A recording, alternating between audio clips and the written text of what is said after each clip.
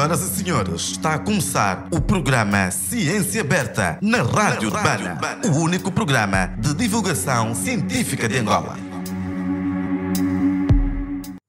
Olá, olá, muito boa tarde, caros telenautas e ouvintes da Rádio Urbana. Os ouvintes em FM 100.5, muito boa tarde e mais uma vez pela vossa fantástica e sempre bem-vinda companhia.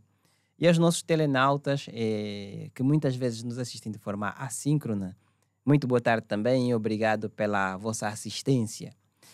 Hoje nós temos cá conosco no estúdio o professor Arnaldo Faustino. Muito boa tarde, professor. Muito boa tarde, obrigado. Boa tarde também aos telespectadores e aos ouvintes do outro lado. Muito boa tarde e muito obrigado. E, como sempre, na assistência técnica, temos o Luquênio. O Luquênio agora ficou sem companhia. Viva Luquênio!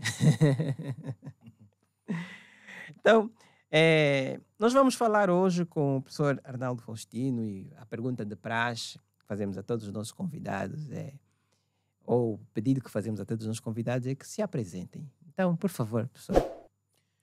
Muito obrigado mais uma vez pela oportunidade de estar aqui, compartilhar os espaços de ciência aberta aqui com os colegas e fazer a apresentação de onde eu venho e o que é que eu tenho feito na universidade em termos de sistematização das experiências no campo da investigação científica. Primeiramente, eu sou licenciado em matemática no ICED Huambo. Na altura só havia uma universidade, era uma unidade orgânica, neste caso, no Huambo, que é o ICED Huambo, da Universidade Agostinho Neto. Aí terminei a licenciatura nos anos 2007. Terminando a licenciatura, então me organizei e fizemos a proposta, fizemos o concurso. Depois de fazer um concurso, na internet conseguimos ganhar uma bolsa de mestrado e doutoramento em Cuba.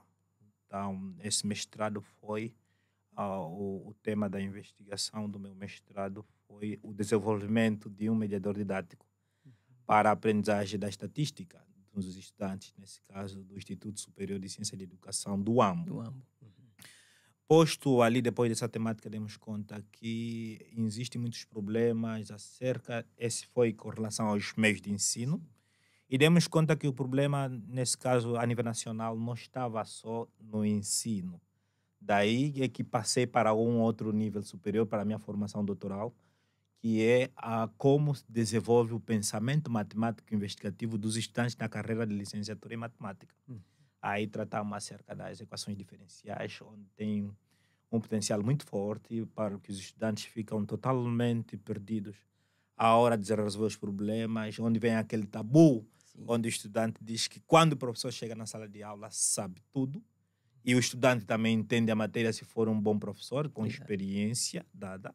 Mas quando o professor deixa uma tarefa, então o estudante não consegue simplesmente resolver a tarefa. E aí falam-se dos problemas clássicos de matemática. E eu dei conta que havia aí um tabu, os estudantes não conseguiam desenvolver o seu pensamento. Então fomos criar uma estratégia pedagógica para que o estudante possa resolver o problema de forma independente do professor e posteriormente apresentar os resultados.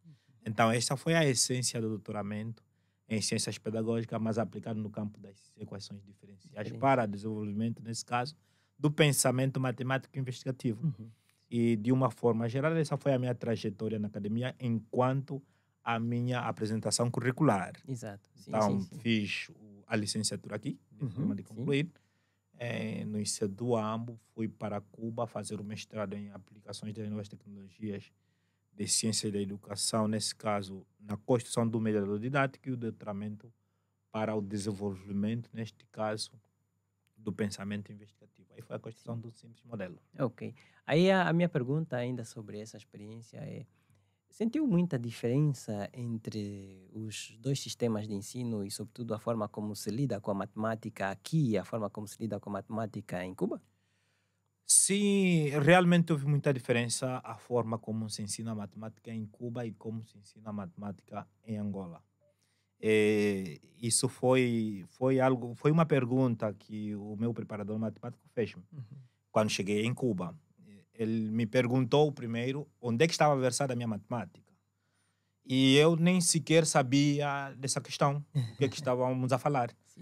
Então, eu pedi que o professor trocasse em outras palavras para que eu possa entender Entender. melhor. Mas na altura já era licenciado. Exato. E ele me disse, não sabe do que se trata, eu vou fazer essas palavras em miúdo. Uhum.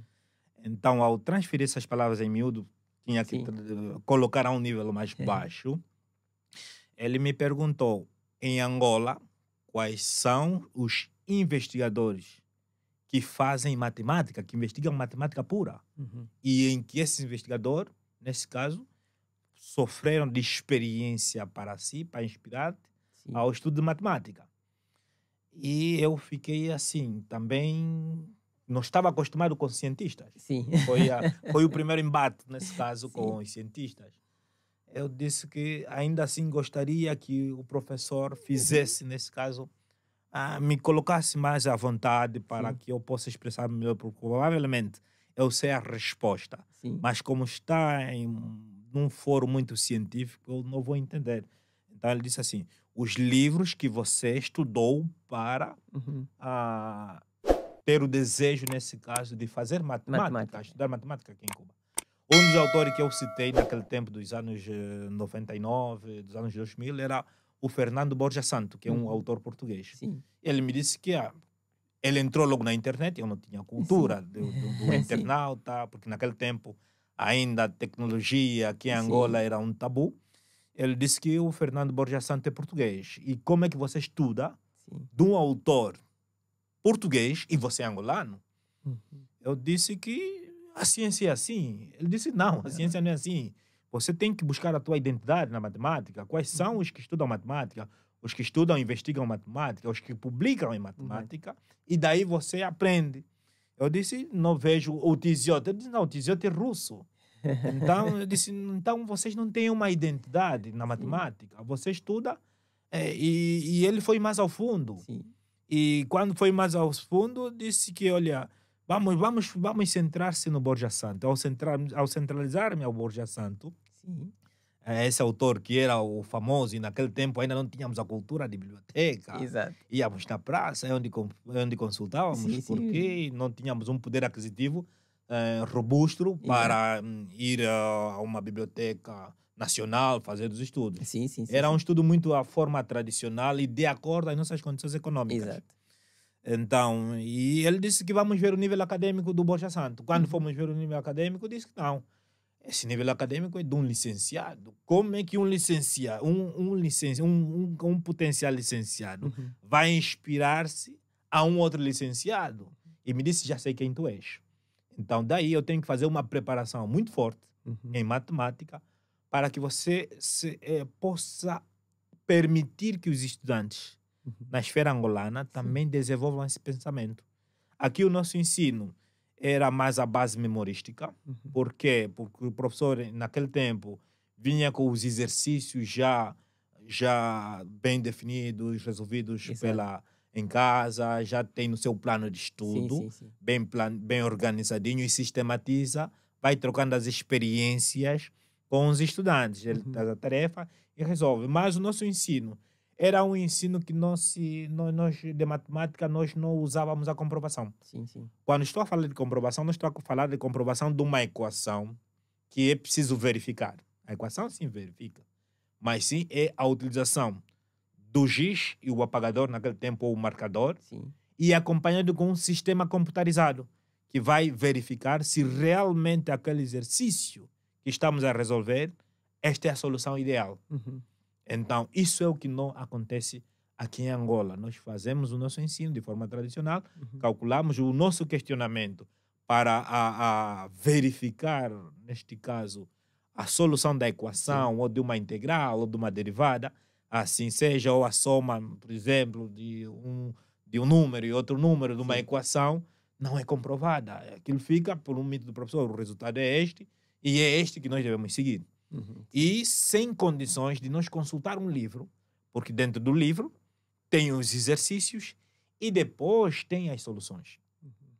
Então, nós não íamos no solucionário, nesse caso do livro, para consultar as soluções, porque não tínhamos livros. Não temos cientistas angolanos que produziam naquela altura matemática para fazer essa consulta. Então, é um ensino que baseava-se na tendência tradicionalista. Então, é esta diferença que eu sentia abismal em Cuba. Em Cuba, nós entrávamos na sala de matemática, aprendíamos matemática e, posteriormente, nós fazíamos o uso de uma disciplina, que é a mecânica computacional.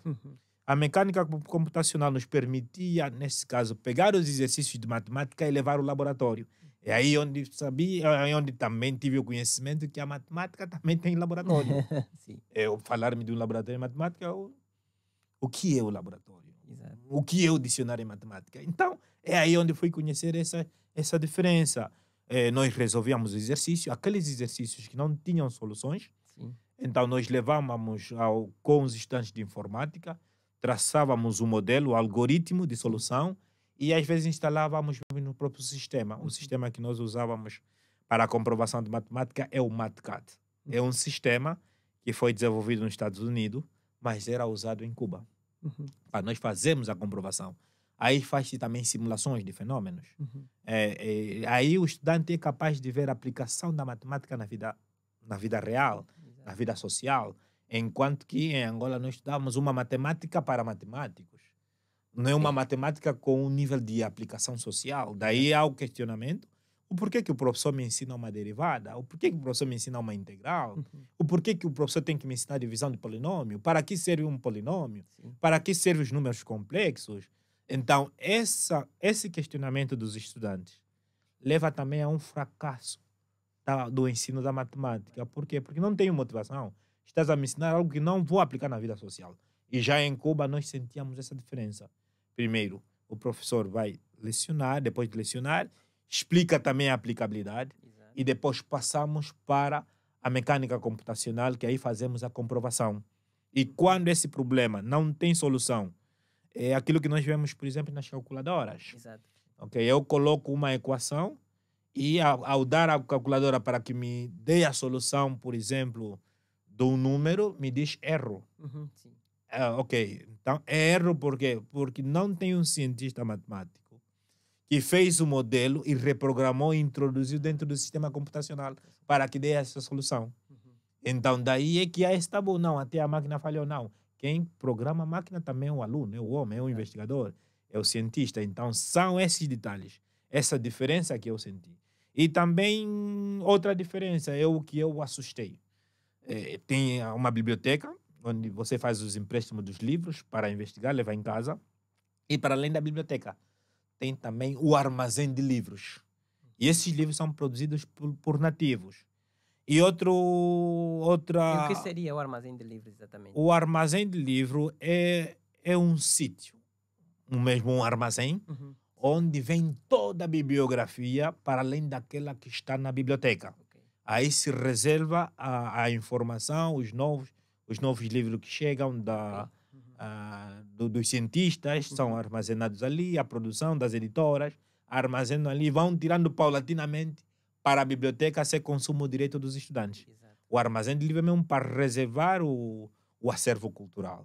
E aqui em Angola ainda não temos universidades, até onde eu sei, que tenham um armazém de livros assim em grandes quantidades.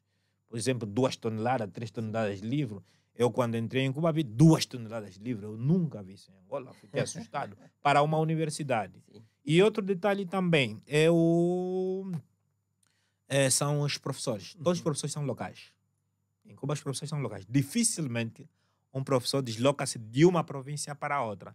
Enquanto que aqui os professores imigram de uma província para outra. Há professores que estão no Ambo, necessitam dar aula em Luanda. Há professores que estão em Luanda, de repente não se ajusta com as condições que lhes são apresentadas, por exemplo, em Luanda, vai para uma outra província que ele queira desenvolver. Por exemplo, há professores que vivem em Luanda e dão aula no Bengo. E há professores que vivem no Bengo e dão aula em Luanda e vice-versa. Em Cuba isso não acontece. Então são diferenças que eu fui notando. E também é a famosa, naquele tempo, nos anos 2000, estávamos a sair há pouco da guerra. Sim. E ao sair da guerra, as jornadas científicas. Não sabia o que é uma jornada científica. Então aí eu tinha que entrar, ver o que é uma jornada científica, como se participa na jornada científica. E eu não tive essa experiência. Aqui o que nós falávamos entre vírgulas altas era dizer, olha, estamos no ensino meio organizado, no ensino superior. Por quê? Porque não sentia aquele impacto. Não sabia o que é uma conferência, não sabia o que é uma aula prática, tinha toda essa dificuldade. Mas a partir de lá daquele país fui sistematizando, apropriando-me das experiências de outro contexto. E esse saber é que se deve aplicar aqui para ver se nós tenhamos também a nossa identidade, nesse caso, na docência. Porque nós não temos uma identidade própria. Tu estás a insistir na questão da identidade, daqui a bocadinho vamos voltar sobre ela, porque eu acho muito interessante. Sobretudo quando estamos a falar de uma ciência angolana. Perfeito. No momento em que nós começarmos a assumir que a ciência também tem uma identidade, essa identidade pode ser nacional, regional, ou o que seja, se calhar também vamos começar a ter um pouco mais de orgulho daquilo que se produz como resultado da ciência angolana. Mas antes de irmos para ali, eu quero voltar para uma questão que o doutor colocou, relacionada à pergunta que lhe fizeram sobre as referências. E a minha pergunta é, hoje, se lhe fosse feita a mesma pergunta, já temos autores matemáticos angolanos que podem ser utilizados como referência? E eu faço essa pergunta já com a ideia de que também é uma provocação. Perfeito. Atualmente, sim, podemos dizer que sim. Podemos dizer que sim, temos, mas não é suficiente. De forma concreta, nós podemos citar o professor Dr. Eurico Ngongula. Ele faz pesquisa. Nós vamos falar, quando vamos falar de cientistas, ou seja, autores angolanos, vamos falar daqueles que escrevem e publicam. Exato. Aqueles que escrevem e não publicam não são conhecidos. Claro, sim. Então, é aí onde nós devemos partir desse prisma. Então, o Dr. Eurico Ngongula fala muito sobre a hermenêutica interpretativa no ensino da matemática, os problemas que derivam desde a base, a problemática do ensino em Angola. Está o Dr. Jerônimo, que também é formado em matemática, é um cientista que também produz, publica várias obras. Está o Dr. Juca Sachipias, da Universidade Agostinho Neto, que foi o cessante chefe do departamento de matemática, também produz matemática. Ele falou acerca do tratamento de conceitos e teoremas em matemática.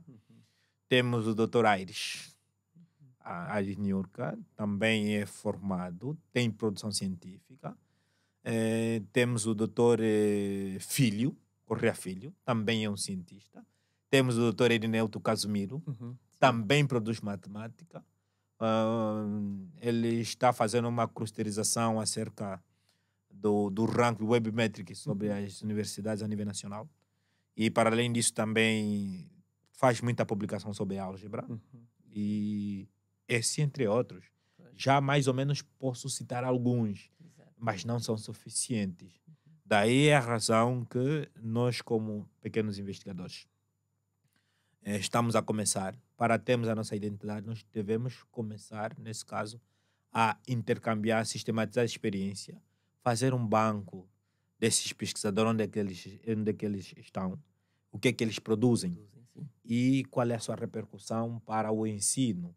Porque o que nós devemos produzir é para melhorar o nosso ensino, principalmente a própria matemática, que desde o primeiro dia de aula até o último dia de aula é resolução de problemas e exercícios. E o estudante às vezes fica triste porque que é resolução, e eles também, os próprios estudantes, já perguntam, já fazem pergunta. Professor, estamos a resolver esse problema. O professor não tem um livro de consulta, não tem um livro de consulta de sua autoria. Me parece que nós tínhamos que ter também um pouco de orgulho em partilhar essa experiência, conformar esse manancial de conhecimento e sistematizar com os alunos. É muito bom para dizer que, olha, eu resolvi essa equação de matemática até da linha A à linha B, até este espaço. Por exemplo, vamos falar de um exemplo concreto, ok? Das equações diferenciais ordinárias. Ok, aí se estuda os casos particulares e os casos gerais.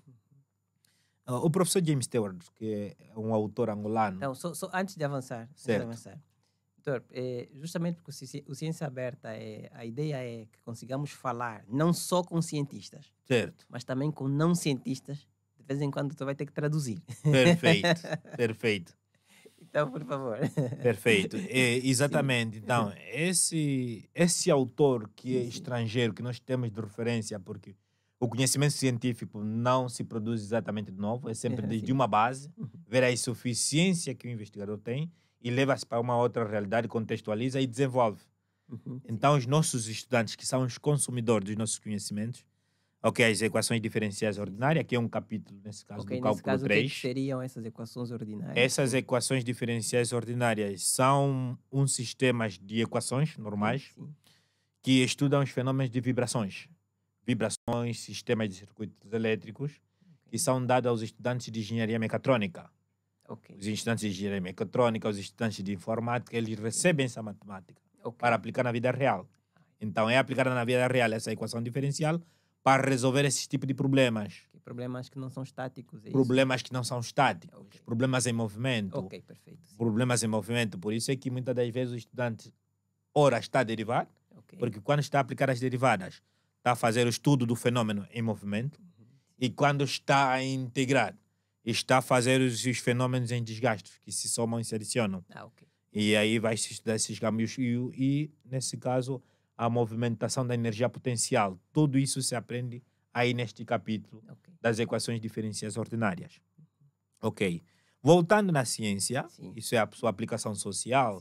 Voltando na ciência propriamente dita, que os nossos alunos vão nos questionar, que são os utilizadores, ao resolver essa equação, nós chegamos a uma equação particular. Ok, quando nós colocamos a equação particular, colocamos as condições que oferece o problema exercício, nesse caso. Depois, esse problema, o estudante não precisa levar a uma comprovação. Aí, a partir do método bibliográfico, já o aluno vê, sinceramente, estamos a aprender o real, porque chegamos a uma solução particular, ok? Aí o professor James Stewart chega até ali. Então, qual é, neste caso, a contribuição do professor, porque todo professor, de acordo com o decreto, o nosso decreto que está no ensino superior, esse decreto diz que o professor é professor e investigador ao mesmo tempo. Estatuto da carreira docente. Exatamente, da carreira docente. Então, é professor e investigador. Aí, como professor, eu cheguei até aí na equação geral. O professor James Stewart, já naquele tempo, nas condições anteriores, nesse caso não havia nenhum sistema informático, porque a ciência não estava tão evoluída, chegaram até ali. Então, você como angolano, você como professor nacional, o que você investigou de novo, que vai dar no aluno, para inspirar confiança, para depois dizer assim, você será um futuro cientista, você é um potencial cientista. Então, geralmente eu digo assim aos meus estudantes, ok? O professor James Stewart, naquele tempo, chegou até aí, na equação particular. Chegou na equação geral. Agora, o professor angolano vai comprovar se essas equações são reais. Isso também é um outro trabalho. Chega-se a equação, pega a solução, substitui na equação geral e comprova se essa própria equação geralmente justifica o que apresentou o professor James Stewart, ou seja, o professor estrangeiro. Aí há uma pequena investigação. O aluno fica satisfeito. Porque o professor também tem o seu contributo, muito embora que o aluno, o nosso estudante é orgulhoso. Nosso estudante é orgulhoso. Ele diz, olha, aqui é segundo o professor tal. Ok, é um evangelho vivo, nesse caso. Também tiramos aquele tabu de só citar os mortos. Então, nesse caso, vamos fazer referência de alguém que está vivo. Isso motiva o estudante. Exato. Enquanto o doutor falava, me ocorria outra vez a questão da identidade. Perfeito. Esse exercício em que aquele professor angolano que está na sala de aulas com o estudante recomenda um livro que ele próprio escreveu, também ajuda o aluno a perceber que é possível fazer ciência, também vamos assim dizer, dentro de uma instituição angolana. É possível fazer uma ciência que tenha identidade angolana, porque a aplicação dessas equações vai ser feita no contexto angolano. No contexto angolano. Então, essa questão da identidade ela também pode ser construída se aplicarmos-nos mais em fazer essas experiências dentro do nosso contexto, e não só num contexto estrangeiro ou ainda utilizando situações do nosso contexto. E aí eu queria pedir a ajuda do professor para pensarmos quais seriam algumas dessas situações em que aplicaríamos, por exemplo, essas equações, olhando para o nosso contexto. Perfeito. Olhando pelo nosso contexto e pela produção do manancial científico, das equações Sim. do estudo da própria matemática, desses conteúdos científicos é aquilo que nós chamamos, vulgarmente, os estudantes chamam do pecado capital. O pecado capital eu transfiro para o campo da matemática, que são as vítimas da matemática. O que é a vítima da matemática? É ensinar um conteúdo que está contextualizado, por exemplo, a realidade do Brasil, a realidade, neste caso, dos Estados Unidos. Não é correto. A realidade de Portugal não é correto. Os exemplos estão contextualizados à realidade de Portugal. Por exemplo, há um problema do teodolito, de equação, que se estuda de teodolito, ok? Vamos medir, por exemplo, os degraus para a Casa Branca. Ok. Mas por que eu vou estudar a realidade da Casa Branca se eu estou em Angola? Então não temos uma identidade. Então, mas nós podíamos, nesse caso, pegar o mesmo problema ou buscar um outro problema investigado, mas contextualizar por uma obra feita pelo professor com exemplos que ilustram a nossa realidade para que tenhamos a nossa identidade. Eu me revejo, estou motivado nesse caso, se eu vou estudar, por exemplo, quais são, ou seja, os ângulos, por exemplo, do domo da Assembleia Nacional. Ok. Eu fico motivado para isso. Neste caso, já o aluno, o estudante, nesse caso, se identifica, porque o estudante também é um potencial investigador. Sim. Ele pega o telefone Android, entra na internet e investiga, vê. Então, se nós não vemos a questão da identidade também tem a ver com a originalidade. A originalidade do conhecimento científico. Eu me identifico com um conhecimento quando esse é original. Exato. É original quando... É original o conhecimento, neste caso, quando esse conhecimento é elaborado pelo próprio professor. Ele investigou, inventou, aí está a inovação. Ok, inventou. E está contextualizado a uma realidade. Ao inventar, é porque é original, esse conhecimento é original, e contextualizado a nossa realidade, então busca uma identidade. Eu me identifico com essa equação diferencial que está ali.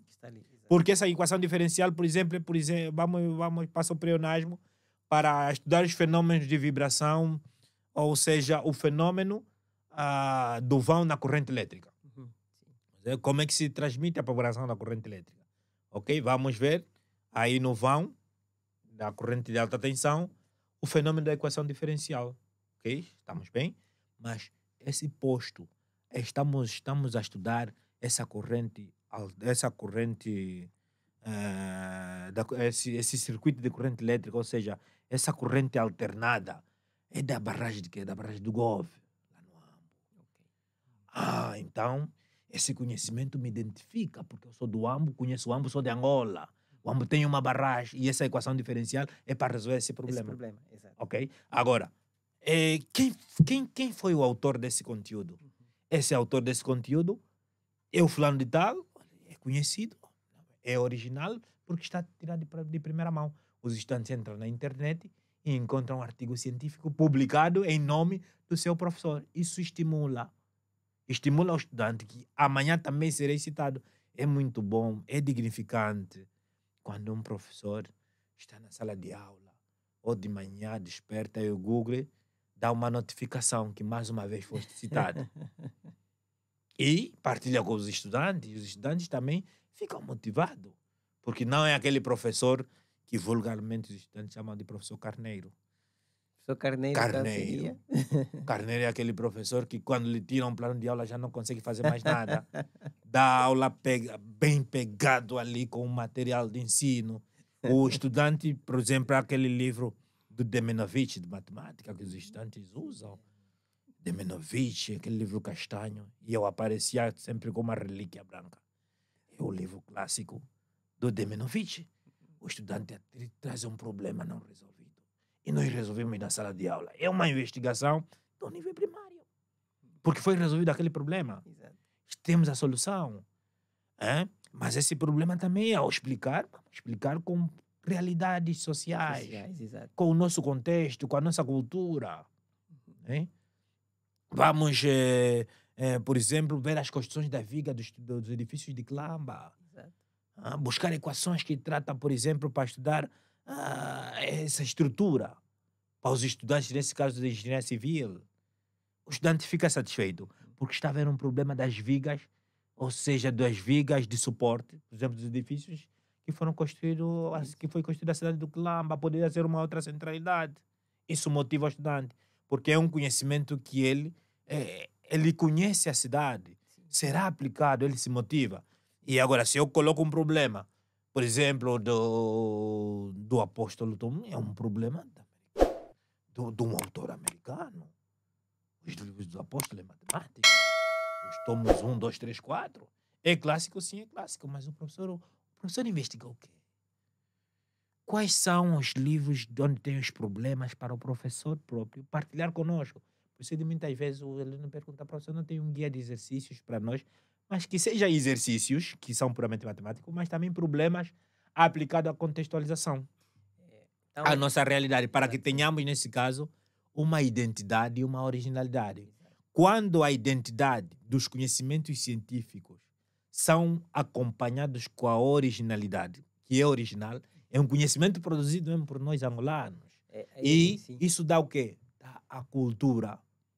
Porque a cultura científica vai a partir da originalidade e da identidade que vai transcender a uma cultura. Porque nesse preciso momento nós não temos uma identidade cultural. Na ciência, isso que acontece, por exemplo, você vai para Cuba, quando chega em Cuba, você tem que definir as escolas correntes filosóficas. Ou, tens o conhecimento que vai para a escola, que é para a escola sistêmica, ou vai para a escola, nesse caso, holística, a de do autor Carlos Álvares de Zaya, ou vai para a escola do Homero Fontes Calixto. São duas escolas diferentes, que defendem um posicionamento diferente do outro, mas elas se complementam por quê? Porque elas não vão contra o sujeito, é objeto-objeto. Ok, quando estou a falar de objeto-objeto, é o conhecimento científico normal, o conhecimento que vamos lutar para transformá-lo. Não é eu lutar com um doutor, eu estou a fazer uma luta de sujeito-sujeito. Então, o doutor tem que criticar a minha essência, o conhecimento. Essa equação, daquele tempo foi resolvida assim, mas vocês não chegaram a essa essência, tem alguma insuficiência, tem debilidades. Olha, para isto, agora vamos... olha, chegaram até ali, para essa equação, descobriram a equação geral, agora vamos para a equação particular. Olha, agora vamos comprovar, nesse caso, se essas equações satisfazem as condições iniciais. Ou seja, as premissas. Exato. Ok, há uma originalidade. Perfeito. Isso me traz uma outra questão. Acho muito interessante essas colocações que o professor está a fazer, porque enquanto falava também fui pensando sobre uma outra questão. Nós temos muita dificuldade, que nós, enquanto universidade, vamos dizer assim, temos uma dificuldade grande, porque, ou melhor, recebemos uma crítica grande da sociedade, que acusa a Universidade Angolana de não conseguir resolver os problemas da sociedade angolana. Então, o professor acha que essa dificuldade também tem a ver com o facto de que se ensina uma ciência que não tem identidade angolana? Então, por exemplo, um aluno de engenharia que aprende a resolver as equações na base de problemas de uma realidade totalmente estranha à nossa realidade, quando ele se depara com a nossa realidade, por exemplo, ele está a discutir, por exemplo, a questão da energia, mas a partir de uma realidade em que a energia nunca falha, se calhar não existem ligações anárquicas, mas quando ele vai trabalhar, é contratado como engenheiro elétrico na ENDE, ele tem que lidar com o problema da baixa tensão dentro de um bairro em que não sabe onde começa o cabo de energia, onde termina o cabo de energia, e ele nunca estudou isso na escola. Então, será que esse pouco contato com problemas da nossa realidade, de facto, se tornam também um problema na hora em que esse profissional de engenharia, né, vai ter que resolver um problema de engenharia nos bairros, vamos assim dizer, na nossa sociedade? Eu penso que sim, torna-se um problema. Torna-se um problema porque as nossas escolas, as nossas instituições, ainda o nosso ensino alberga muito a parte teórica. A parte teórica leva a uma dose teórica muito avançada. E um engenheiro, para além da prática, também tem que beneficiar-se da componente prática. E o que acontece? Haverá um problema porque os nossos laboratórios ainda não estão em condições de excelência para fazermos a prática, para levarmos a praxis. Mas existem aquelas pequenas universidades que têm alguns laboratórios, mas o problema também é se depois se transforma para um problema curricular. Quando estou a falar problema curricular, são os problemas dos programas. Os nossos programas são concebidos longe da nossa realidade. Por quê? Porque quando nós estamos a elaborar o programa para a universidade, nós não convidamos o munícipe. Não ouvimos o munícipe. Quais são os problemas que tem a comunidade? Quais são os problemas que tem a empresa? Tu está a falar dos programas Dos programas de ensino. de ensino. Ok, Os programas curriculares de ensino. Os programas curriculares de ensino têm que ter essa componente. Porque a própria ciência, a própria pedagogia diz assim, o terceiro princípio. Devemos vincular a teoria com a prática. A nossa prática é a comunidade, é a empresa. Então, e essa resistência de não fazermos o matrimônio feliz entre, na hora da contextualização ou atualização dos programas, convidamos também um agente social, convidamos também a empresa para fazer parte, para perguntar que perfil de profissional você quer para a tua empresa. E a partir daí conciliamos com os nossos programas. Redesenhar o programa em função do perfil. Então, esta dicotomia, esta distância entre este casamento, entre a relação entre universidade e empresa, estamos a pecar um pouco. Por isso é que nós temos que sermos discípulos da própria pedagogia para vincular essa componente teoria e prática. E também vemos nossos problemas de laboratório. O que estou a ensinar? O que demanda a empresa? Será que o perfil de estudantes que eu defini para o primeiro ciclo de formação, 2 ou 10 anos, vai responder os problemas da Unitel? Será que o curso de informática, a grelha curricular, está harmonizada com os programas, ou seja, com os objetivos, por exemplo, da Movicel? Será que as empresas de transportes estão vinculadas também com a nossa Macom, com o sistema rodoviário, transportação de carga? Então, isso responde às nossas universidades onde dão curso de medicina.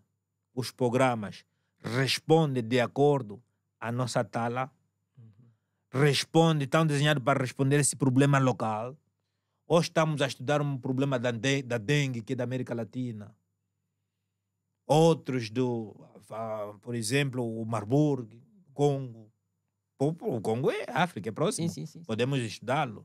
Mas será que esses nossos problemas estão desenhados em função disso? Quando eu tenho o meu programa, professor, na sala de aula, esse programa tem lá escrito uma categoria que diz qual é o problema que tributa a resolver a minha disciplina na vida social? Qual é o perfil de profissional que nós temos de desenhar, as competências que estão depois do estudante terminar a minha disciplina, a minha aula? Quais são as competências que ele terá na outra aula, ou o que eu estou a ensinar na sala de aula e ele pode vincular o que ele aprendeu na sala de aula e vai aplicar em casa?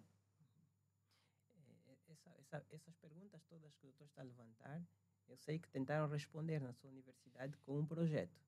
Perfeito. Você pode falar um pouco sobre essa experiência, sobre esse projeto? Primeiro, ao projeto que nós estávamos a levar a cabo, era acerca de um projeto que nós havíamos começado e tinha um bom sucesso, é de assumir os problemas do futuro cientista. Quais são os problemas que nós atacamos? Era um problema de matemática. Eles tinham uma base incipiente em matemática.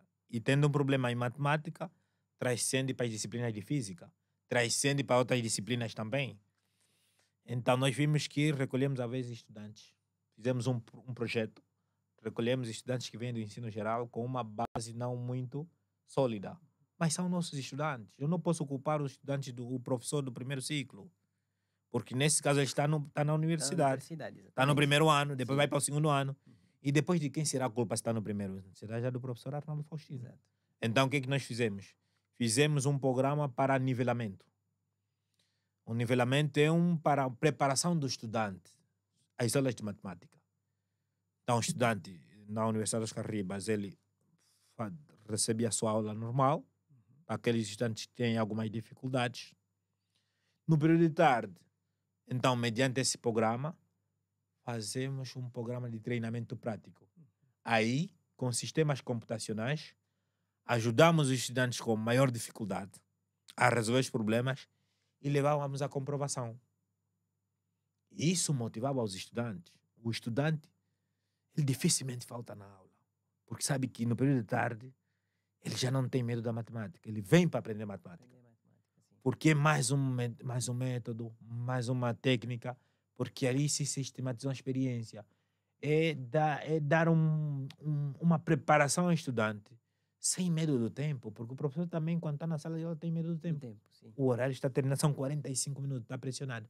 Mas no período de tarde, mediante esse programa para melhorar, nesse caso, o estudante talentoso em matemática, e nos ajudou bastante a resolver o problema das dificuldades. E não é só o problema, neste caso, de resolver uma equação, não. Sim.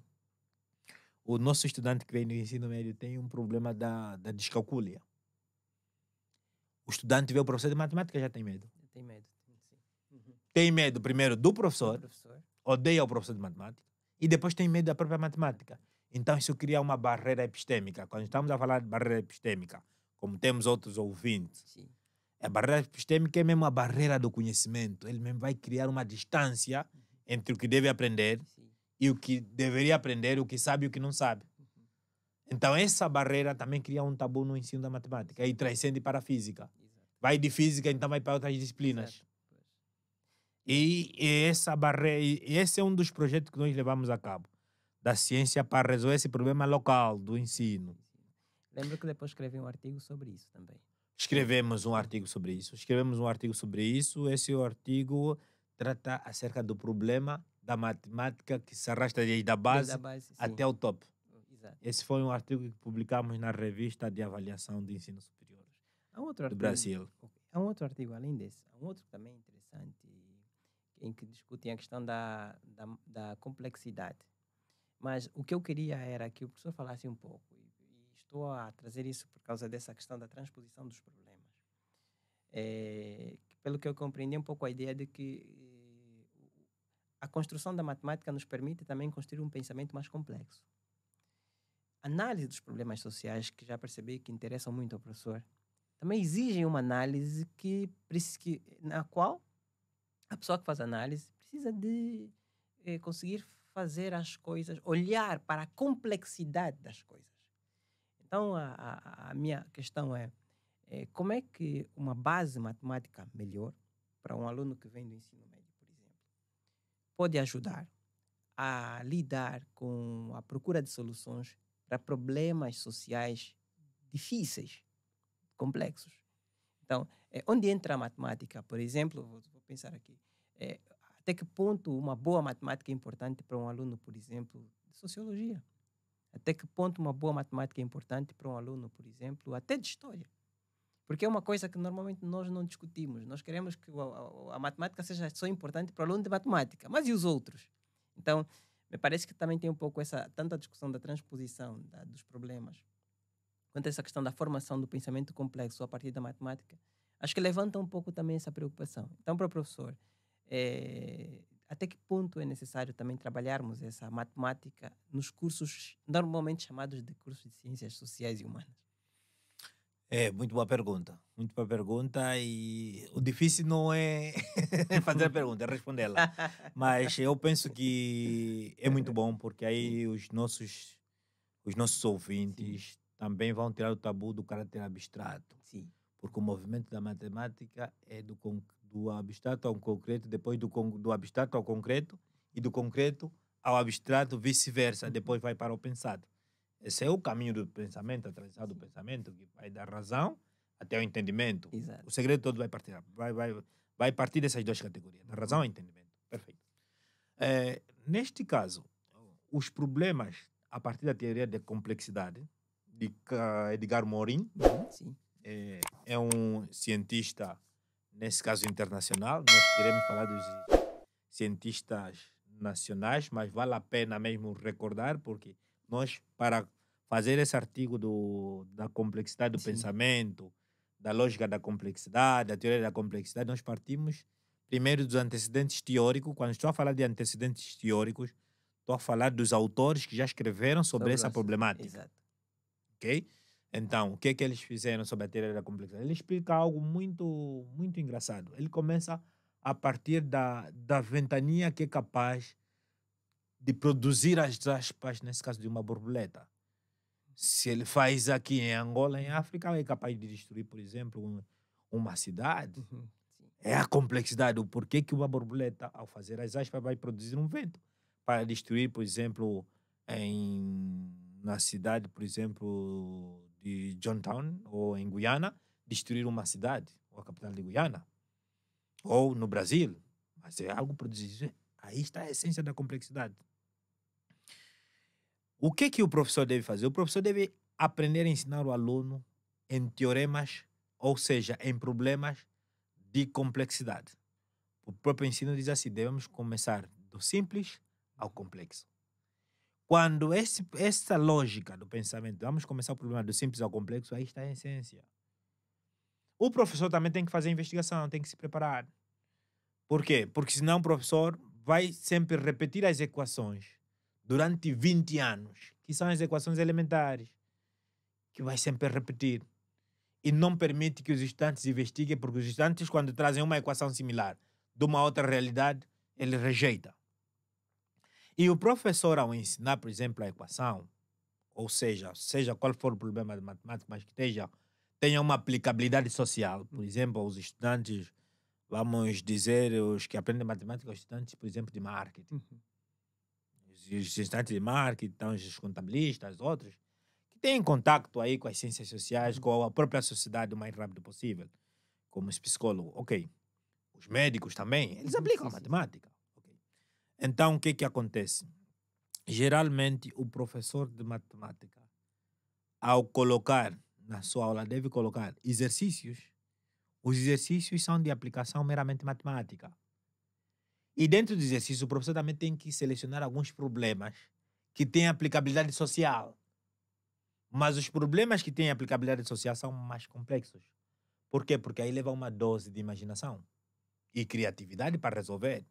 Porque ele tem que ver primeiro o problema social e depois pensar na matemática como é que eu resolvo. Vamos pegar numa situação concreta. É um conteúdo que não se estuda muito aqui e deveríamos colocá-lo, principalmente os engenheiros versus carreiras sociais. As derivadas direcionais, as curvas de níveis, as equações de curvas de níveis. Essas equações de derivadas direcionais são muito importantes para os que estudam meteorologia, geografia. Por quê? Porque aí nós vamos calcular, por exemplo, o impacto de um furacão, a velocidade do vento, em que momento eu vou aplicar os meus cálculos. Para esses meus cálculos como matemático e eu sou sociólogo, vamos dizer que, por exemplo, haverá um terremoto de terra. Quando há o terremoto de terra, tem as escalas que são perigosas. Então eu faço essa equação, faço esse estudo, mediante equação matemática, que são com as curvas de níveis, ok? Eu vou alertar, por exemplo, o governo. E olha, senhor presidente, ou o historiador, olha, esta terra nunca sofreu, por exemplo, um sociólogo, há 10 anos nunca sofreu um terremoto de terra, com a exploração que nós estamos a fazer, por exemplo, de vários recursos naturais. Isso depois mexe também com as forças da natureza. Ok? Nós fizemos esse estudo mediante essas equações de curvas de níveis. Ok? Dentro de 2 anos, aqui haverá um ciclone, ou um furacão, ou outro fenômeno social que é necessário desalojar, por exemplo, a população que está no Longonjo, no município do Longonjo, porque pode vir sofrer problemas severos. Ok? Então, a partir das curvas de níveis, ok? Se faz o estudo, o cálculo, se faz a programação e se tira a gente dessa localidade. E que poderia haver morte. Esse estudo a partir de quê? Das derivadas direcionais, das curvas de níveis. Que eu ensino no aluno e ele aplica. Ok. Agora, tem também o problema das derivadas, que são os gastos econômicos.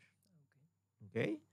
Então, eu vou ensinar aos estudantes como se faz, nesse caso, os estudos de viabilidade, aí vão aplicar algumas derivadas.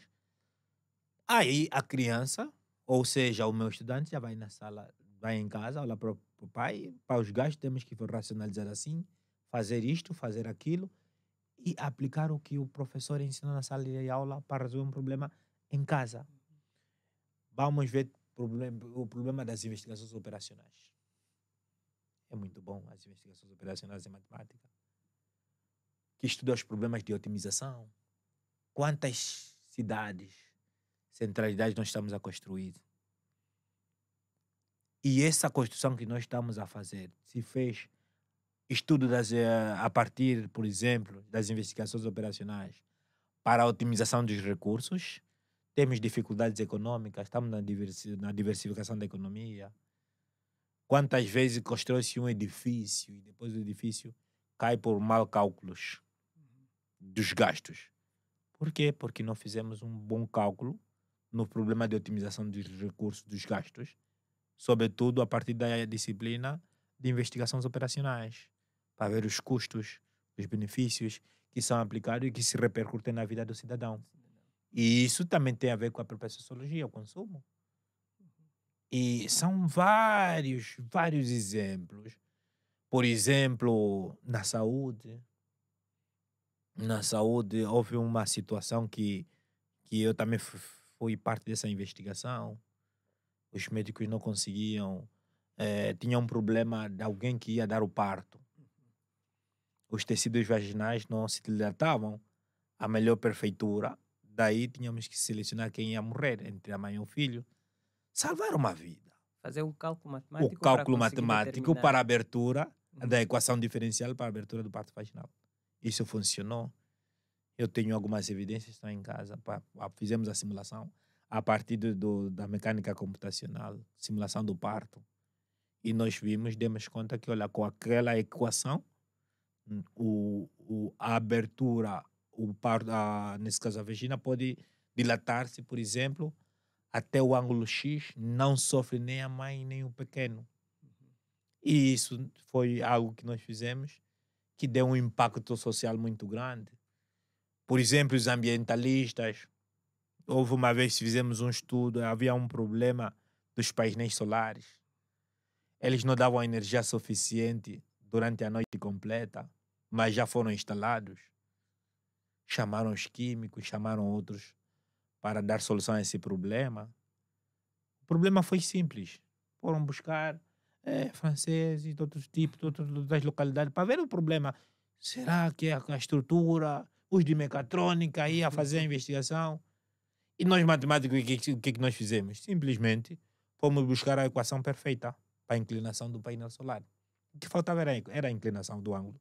Parece simples, mas esse ângulo perfeito nos permitiu que não desinstalasse todo o sistema de painel solar, que é um investimento feito, para, nesse caso, dar outras consequências. Então, foi algo que resolvemos.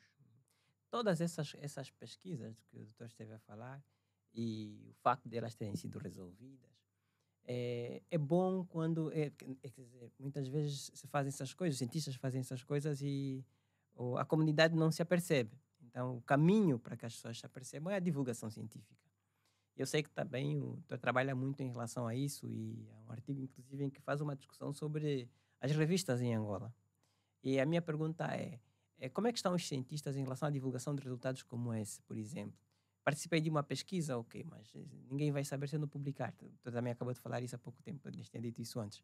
Ninguém saberá se isso não se publicar. Então, como é que estamos em termos de publicação científica, de divulgação científica? Como é que estão as nossas revistas? Refletindo um pouco a partir, inclusive, da pesquisa de que participou também.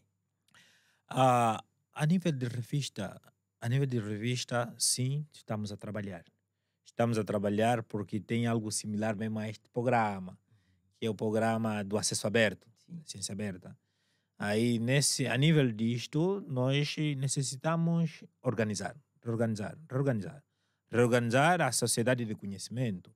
Nós estamos a transitar para uma era do conhecimento aqui em Angola. Isso não se escreve, nós temos que sentar para escrever sobre essa realidade, definir o nosso destino, buscar a nossa identidade, nós temos que fazer isso, temos que sentar. E falando nisto, para a produção de ciência, nós temos que ter o recipiente. Nós não tínhamos repositórios. Os repositórios nacionais não tínhamos. Então, já o Ministério do Ensino Superior, em na qual também faço parte desse projeto, encabeçou o estudo, está a avançar para a criação dos repositórios a nível nacional. Okay? Os repositórios estão ali, é como um receptório do conhecimento. Mas agora quem vai produzir o conhecimento para encher esse repositório? Somos nós professores, os investigadores, que devemos produzir conhecimento para colocá-lo aí. Mas, na verdade, não é só ter repositório, também é necessário ter revistas científicas. As revistas científicas também temos que criar. Antigamente, sem mito, e temos que revelar esse detalhe aqui, houve uma vez, o professor me fez o desafio. Isso foi no ensino médio, nos anos 80. Quem trazer uma revista de matemática, um artigo científico de matemática, está aprovado o exame. Prova é bem difícil. Uma revista? O que é artigo, o que é revista? Nós ficamos perdidos. Revista de matemática. Nós fomos animados e dizer que o professor estava louco. Que as revistas são de moda, é para vestir. São magazines, não é ciência. Mas por quê? Porque não tínhamos isso, não tínhamos isso. Então, já atualmente, se está a pensar em criação de revistas. Já existe algumas revistas a nível nacional. Temos o Portal Pensador, que engloba várias revistas. Temos a revista RAC, também é uma das revistas angolanas, é um produto angolano. E os investigadores devem, nesse caso, consultar as revistas, ver as normas. Primeiro o que devem fazer é registrar-se na revista como leitor. As poucas que existem, sim, nós devemos cultivar esse hábito. Falar também com os estudantes. Ok? Olha, existe uma revista, seja um leitor dessas revistas, porque aí não simplesmente produz-se conhecimento local. Também tem o conhecimento internacional. Tem a revista Sapientai, é uma das revistas que também está sendo criada agora. E reconhecemos que os indexadores, quando estamos a falar de indexador... Doutor, quando diz agora, está a ser muito modesto, porque ela já tem mais ou menos uns 10 anos de existência. Certo. Atualmente. Esse agora tem a ver muito com a divulgação. Ok. Tá. É a divulgação, porque nós fazíamos e ficava arquivada. Sim. Publicávamos e não temos o hábito de leitura. Exato. E se não temos o hábito de leitura, então não se divulga. O que não se divulga não se conhece. Sim. Porque a nossa sistematização não é simplesmente na jornada científica. Exato. Não é simplesmente no intercâmbio. Já temos os WhatsApps. Ok? O Portal Pensador publica um determinado volume. Quando estamos a falar de volume, é a quantidade de artigos científicos. Artigos científicos são as nossas experiências, as nossas ciências, exato, o conhecimento, o senso comum que transformamos em ciência, tentamos escrever, ou seja, vamos escrever para publicar e provavelmente num futuro quem quer consultar a realidade de um conhecimento que comportou-se o fenômeno daquela realidade, consulte na revista. Então, temos que ensinar os nossos alunos a fazer o cadastramento para ter um hábito de leitura em digital. Sim. Já temos os telefones Android. Eu posso acessar uma revista com o telefone e fazer leitura de um artigo para ter essa cultura. Porque se nós não cultivamos essa cultura e vemos o que é nosso para buscar nossa identidade, tampouco teremos essa cultura. Sim. A revista, por exemplo, Portal Pensador é nosso. A revista RAC é nossa. A revista Sapientai angolana é nossa. Se é nossa, então deve também produzir os conhecimentos, exato, nacionais, exato, e internacionais também. Para vermos essa experiência, uma realidade no Equador, uma realidade, exato, no Brasil, e uma realidade também em Luanda, uma realidade no Ambo, sim, uma realidade no Bié, uma realidade nas Lundas. Como é que é o ensino nas Lundas? Será a mesma realidade do ensino em Luanda? É a mesma realidade no ensino nas Lundas? Pois. Os meios de ensino são os mesmos? Os problemas são enfocados da mesma forma? Tudo isso temos que fazer essa experiência para termos essa cultura, por exemplo, de produzir ciência. Exato. Por quê? Porque já temos uma revista. Porque eu também não vou produzir um artigo científico. A hora de publicar, só posso publicar, por exemplo, nas revistas do Brasil. Exato. Só posso publicar nas revistas de Costa Rica. Não. A minha revista nacional, onde é que está? Há uma técnica que é usada aqui, doutor, e isso também tínhamos que mesmo sistematizar entre os investigadores. É sobre a citação. Sim. Como divulgar a nossa A revista nossa científica. Exato, sim. Eu vou fazer um artigo com a nossa realidade e vou publicar na revista Sapientiae, Exato. que é da Oscar Ribas. Sim. Eu vou publicar, por exemplo, na revista do BIE. O BIE também tem uma revista. Sim. O ICEDIUAMBO também tem uma Também, revista, exato. a órbita científica. Pois. Estamos a crescer a nível de ciência. A nossa forma, mas estamos a crescer. Necessitamos de intercambiar, mas tem que haver divulgação. Exato. Tem que haver esse espaço de intercâmbio. Ok? Então, também necessito publicar aí. Eu vou fazer um artigo, ok? Me coloco como terceiro ou último autor. Claro, é um artigo que deriva, por exemplo, de uma monografia que demos 18 valores, vamos transformar para artigo científico, Exato. para ser consultado, ok? Me coloco como segundo autor porque o primeiro autor é o aspirante, Sim. ou seja, o meu estudante que fez a Exato, monografia. sim. Ao transformar isso, publico na revista Sapientiae ou no portal Pensador. Está publicado. Agora, como é que eu vou divulgar a outra revista, por exemplo, que está no Nivescope? Quando estamos a falar de Nivescope, são os Cuidados, indicadores saúde, bem-estar, revistas alimentação. É aqui no Então, Urbana Urbana Fitness Fitness. com Geice Ribeiro. Não sabíamos isso. Exato. Não sabíamos isso. Agora já temos conhecimento Sim. do que são os indicadores. Exato. Então, eu vou fazer um artigo e vou fazer referência a esse artigo publicado nessa nossa revista. Então, como essa revista tem maior alcance de divulgação, quando eu publicar, ao publicar faz-se uma conexão de uma revista científica para outra revista científica mediante esse artigo científico. Exato. Então, estou a ajudar a quê? A divulgar essa nossa revista científica para também um contexto universal. Aí está a própria teoria da complexidade também nos artigos científicos. O que eu faço aqui em Luanda, também é conhecido em Costa Rica, também é conhecido no Brasil, é conhecido em Portugal, é conhecido em Chile e em outros países também aqui africano. É conhecido na Namíbia, é conhecido na África do Sul. Então, o que eu faço aqui de pequeno também pode contribuir para a divulgação em outros locais. Então, nós como investigador também temos que ter essa estratégia. Isso eleva o ranking das nossas revistas. Exato, sim. E também dá-se a conhecer a outras revistas a nível internacional que nós temos sincronia, Exato. temos que ter essa cultura. E também, depois de fazer essa publicação, mencionar mesmo o nosso estudante. Sim. Consulta essa nossa obra. Exato. Vamos partilhar, em vez de estarmos a partilhar sempre aquela nossa mania que nós temos. Olha, publiquei mais uma foto no Facebook, publiquei mais outra foto no Facebook. Não, partilhei mais o volume de uma outra revista no Exato. Facebook. Exato. Para termos a cultura de leitura, o hábito da Da leitura. leitura, sim. Sem isso não vamos conseguir. Também é um meio de divulgação. Exato. Partilhar também pelo WhatsApp. Olha, mais o autor partilhou uma informação para que os nossos estudantes possam consumir o nosso produto. Os nossos produtos aqui a nível nacional não são consumidos pelos estudantes.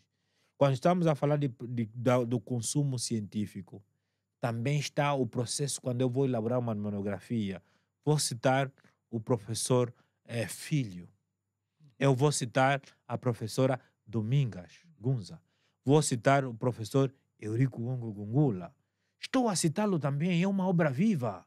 É uma referência, é um evangelho vivo na ciência. Temos que aprender a citar. E quando estamos a citar, também estamos a fazer uma pequena divulgação na academia. Exato. E depois, vir nesses espaços aqui, falar dessas nossas experiências. Aí vamos começar a conhecer o desconhecido. Vamos conhecer o desconhecido. É uma obra que não está publicada. Quando amanhã um futuro profissional sair daqui, ir para um outro país ou ir fora do país, ou alguém sair daqui de Luanda, ir para o Cunene ou ir para a Namíbia, lhe fazerem a pergunta em que está versada a ciência que ele estudou, ou seja, a sua especialidade, seja ele de contabilidade, seja ele de matemática, já terá uma resposta, não estará perdido conforme disse no início, que eu nem sabia do que se trata. Exato.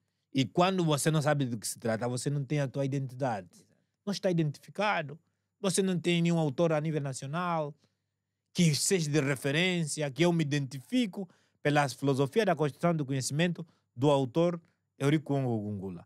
Eu me compadeço, por exemplo, da filosofia do Dr. Felizardo, que é uma obra, é uma referência.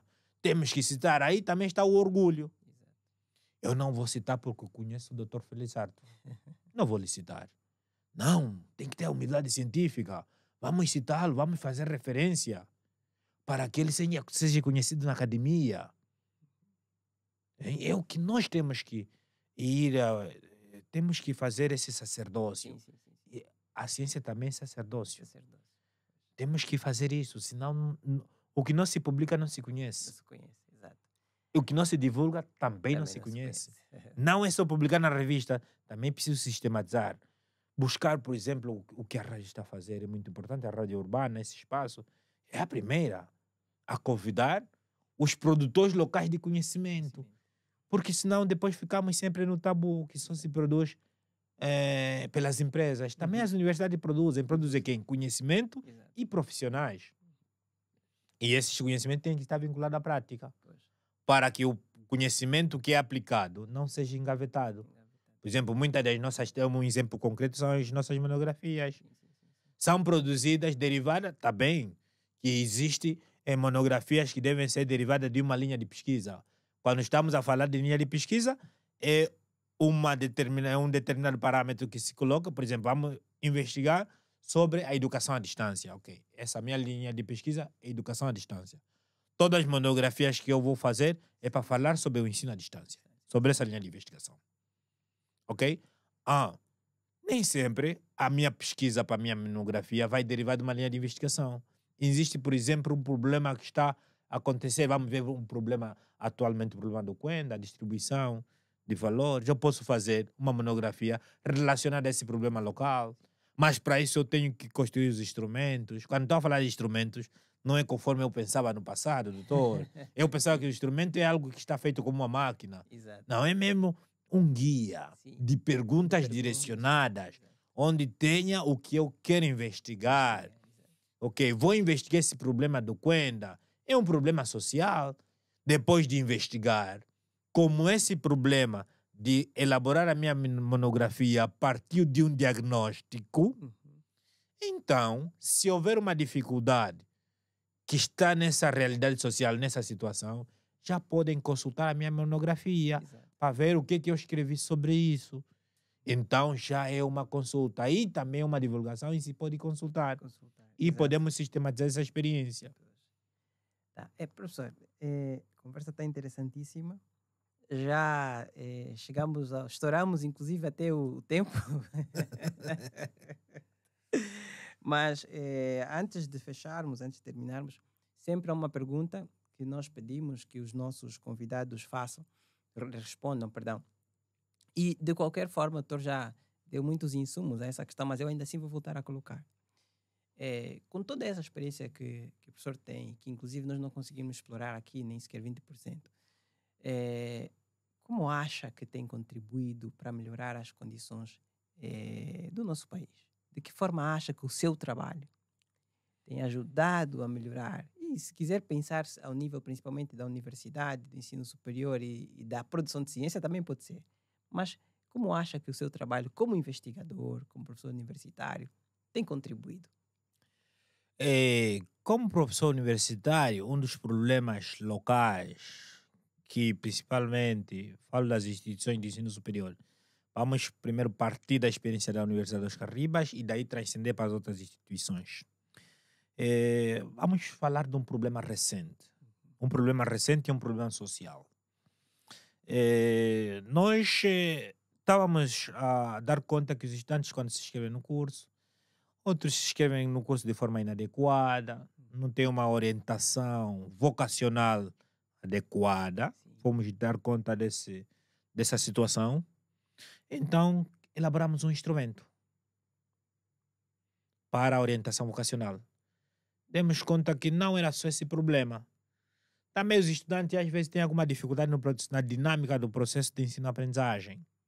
Como é que ele aprende os conteúdos. Também elaboramos um instrumento sobre isso.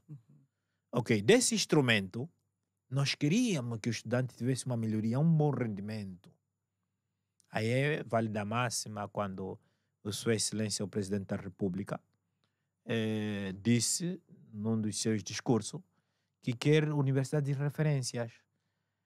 Quando o Presidente dizia aquilo, nós também, como acadêmicos, temos que trabalhar, temos que dar o nosso exemplo para contribuir para aquele discurso.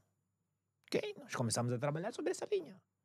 Começamos a trabalhar, aplicamos os instrumentos, demos conta que tem problemas de foro psicopedagógico.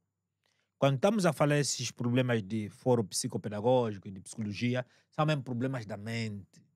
O autismo, a descalcúlia, o trauma, muito importante o trauma, porque nós às vezes somos pai de família, estamos a discutir ao lado do nosso aluno, aí nas vestes de pai, não de professor, e esse trauma leva o estudante para a sala de aula, não aprende.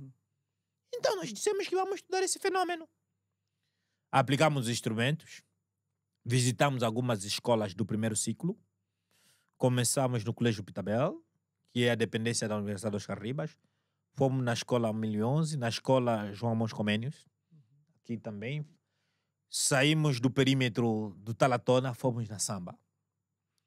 E daí houve o edital da Embaixada dos Estados Unidos, que é o projeto da Fulbright. Pegamos essa experiência toda real, sistematizamos num projeto. Enviamos para os Estados Unidos, aprovou e mandou o especialista para resolver esse problema real.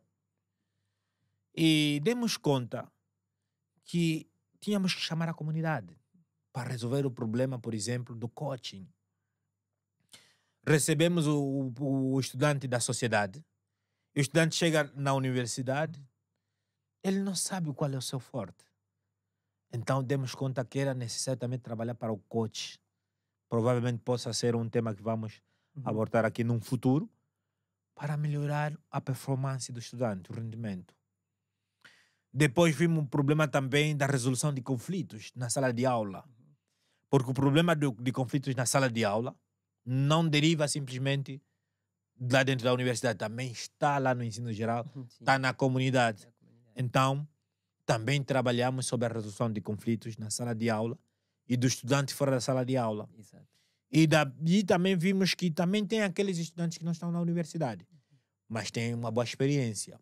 Aí trabalhamos no problema de tutoria estudantil. Sim, sim. É um estudante vai orientar outro o estudante. Okay.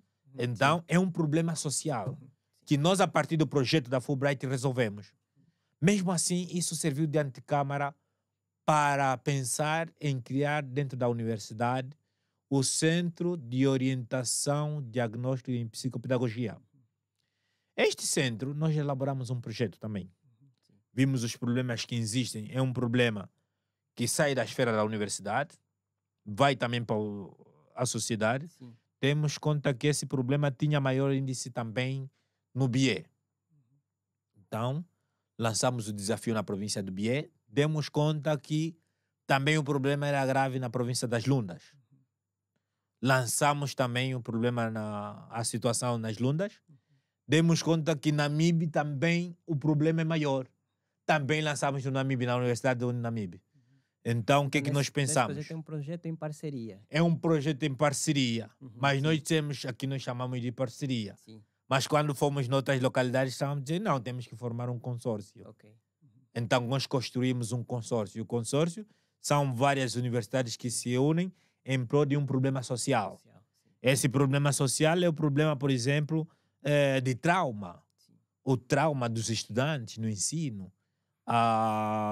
Por exemplo, também tem outro problema do autismo, que muitas das vezes, para resolver, são aqueles que têm maior poder aquisitivo, que podem enviar os seus filhos para fora do país.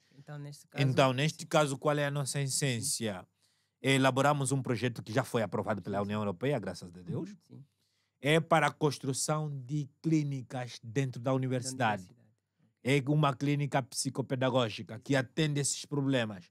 Então, a Universidade Oscar Ribas esse problema, essa é novidade aqui em Angola, mas não é novidade na Europa. Exato, sim. Então, nós estamos a fazer uma transferência tecnológica da Universidade de Cádiz para a Universidade Oscar Ribas.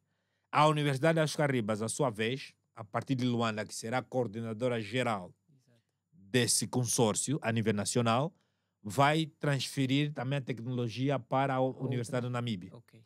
A Universidade do Namíbia, a sua vez, também, a Universidade Oscar Ribas vai coordenar também a Escola Superior Pedagógica do BIE para a criação de uma clínica psicopedagógica. Exato.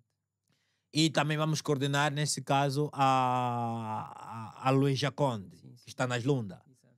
Então, essas universidades, a sua vez, o seu impacto da solução desses problemas vai se repercutir no ensino do primeiro e segundo ciclo. Exato. Porque o que acontece? O nosso estudante vem com um trauma. Tem problema. E quando tem problema, simplesmente levamos o nosso ensino especial ainda não tem aquela eficiência. Já a partir dali, essas clínicas psicopedagógicas vão recolher esses problemas. Não é suficiente, mas é algo para começar. E já está financiado. E dentro para além dessa transferência tecnológica, também está dentro um mestrado para a formação dos especialistas que vão trabalhar nessa clínica.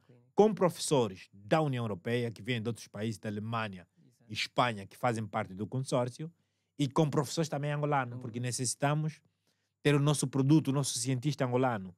Então aí vamos fazer uma troca de experiência e vamos dar formação para, nesse caso, nutrir o nosso ensino a nível nacional.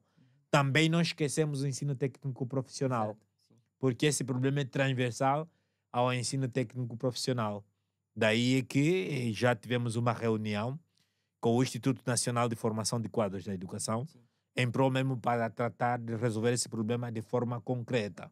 Então, é uma experiência que as instituições de ensino superior estão a levar para chegar à comunidade. E aquilo que dizem também, a instituição tem que chegar é uma instituição de proximidade, sim. Conforme usa aquele termo na polícia, o policiamento por proximidade. Então é a relação entre universidade e sociedade.